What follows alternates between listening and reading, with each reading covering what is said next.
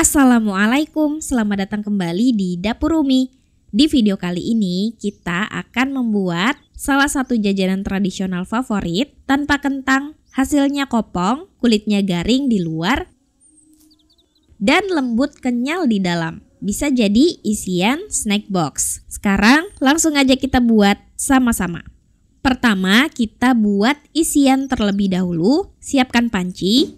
Ini aku menggunakan sospen seri Glopen dari Stain Cookware dengan coating marble, PFOA free, dan FDA approved. Satu set dapat 3 pan, ada sospen, fry pan, dan wok pan. Tuangkan air sebanyak 600 ml ke dalam panci. Didihkan air di atas kompor.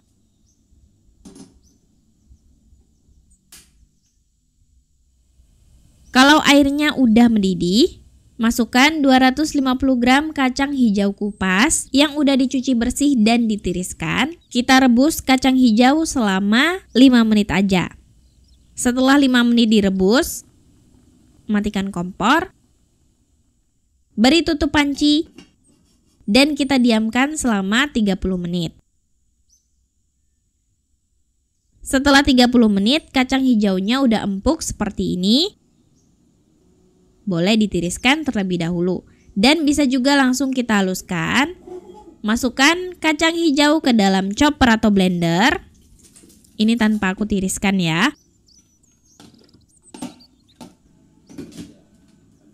Untuk menghaluskan kacang hijau, aku menggunakan Mitochiba Food Chopper CH100, dilengkapi 2 pasang mata pisau yang tajam, kapasitas sampai 1,5 liter, tenaga yang powerful, dan dayanya rendah hanya 300 watt.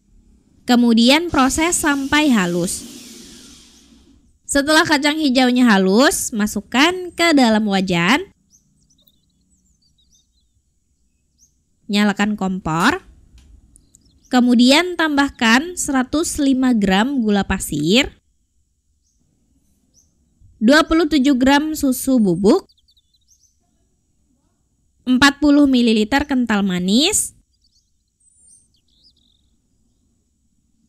dan setengah sendok teh garam. Aduk sampai tercampur rata.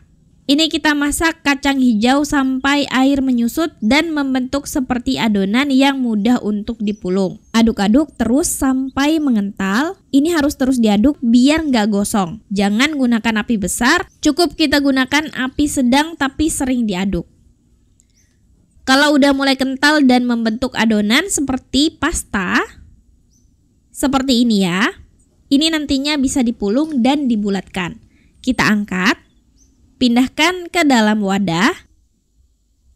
Biarkan suhunya turun terlebih dahulu. Setelah suhunya turun dan udah hangat, bisa kita bulat-bulatkan. Ambil isian kacang hijau sesuai selera. Di sini untuk isiannya aku bulatkan dan timbang masing-masing dengan berat 10 gram. Kemudian kita bulatkan seperti ini.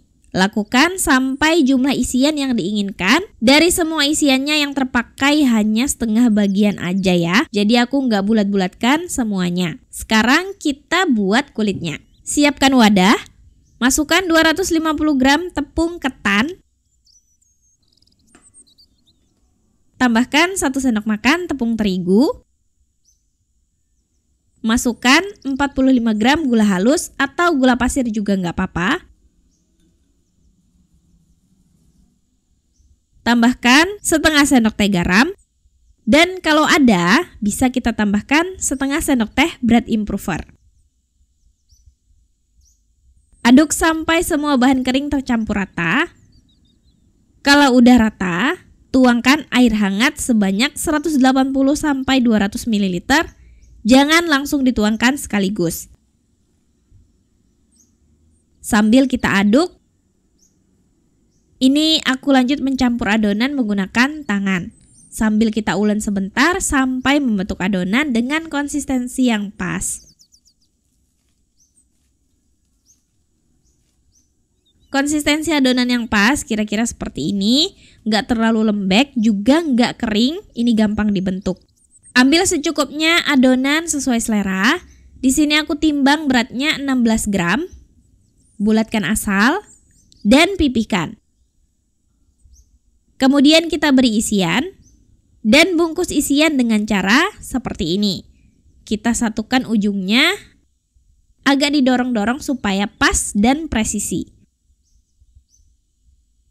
Setelah itu kita bulat-bulatkan supaya menyatu dan kulitnya terlihat mulus seperti ini.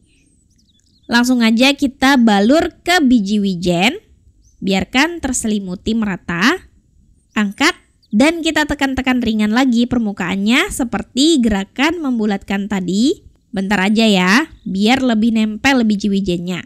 Lakukan sampai selesai. Dan ini aku juga menggunakan biji wijen mix campuran biji wijen putih dan hitam. Ini cuma buat ngabisin stok aja, kebetulan ada. Dan ini dia hasilnya. Dari satu resep kulit aku dapat 29 pieces onde-onde dengan ukuran seperti ini. Siap untuk digoreng. Goreng di minyak hangat di api kecil. Biarkan minyaknya panas dengan perlahan. Dan menggoreng onde-onde ini harus sabar. Jangan gunakan api besar dan minyak terlalu panas di awal. Karena akan membuat onde-ondenya keras dan tidak mengembang. Kita goreng onde-onde sampai mengembang sambil dibolak-balik seperti ini supaya merata. Setelah mengembang, boleh kita agak tekan sedikit dengan gerakan memutar seperti ini supaya onde-ondenya lebih merata matangnya dan gak rawan kempes. Setelah mengembang maksimal, kemudian kita set ke api sedang.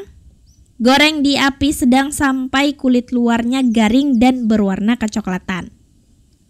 Setelah matang dan kecoklatan merata, angkat dan tiriskan. Kemudian siap untuk disajikan. Gimana? Gampang kan cara bikin onde-onde? Cuman kalau nggak terbiasa mengisi dan membulatkan adonan tepung ketan, emang agak repot. Ini hasilnya cantik-cantik, bulat dan mengembang, menggoda selera. Ini kalau kita guncang-guncangkan, terasa di dalamnya itu kopong yang terdengar isiannya. Tandanya adonan kulit berhasil mengembang. Kita tes aja, dibolongin. Ini aku pakai gunting. Dan seperti ini hasilnya. Ini benar-benar kopong di dalamnya.